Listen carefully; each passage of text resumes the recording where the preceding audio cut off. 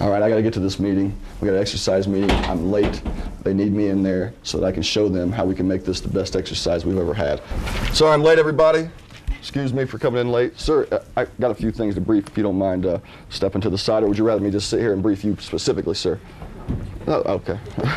I've got a lot of things to say today. I won't keep you too long. I know you have busy days. I think for this exercise, the best thing we can do is think outside the box. One of the injects that I plan on having in this exercise is to go over to the dorms and see just how many of the underage people we can get to start drinking, because the more we can get them drinking, the better off we'll be. We can get everybody involved. We can have security forces. They can practice their booking techniques. We can have our first responding fire department personnel come over, provide some self-aid buddy care, maybe start a stomach tube to pump some stomachs. We can get those over to the medical group to continue that kind of medical treatment.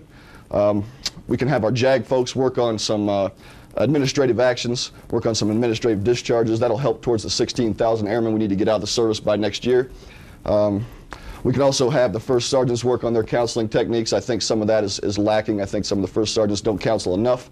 So with the help of me and of all of you in this room, we can certainly get those counseling techniques out there.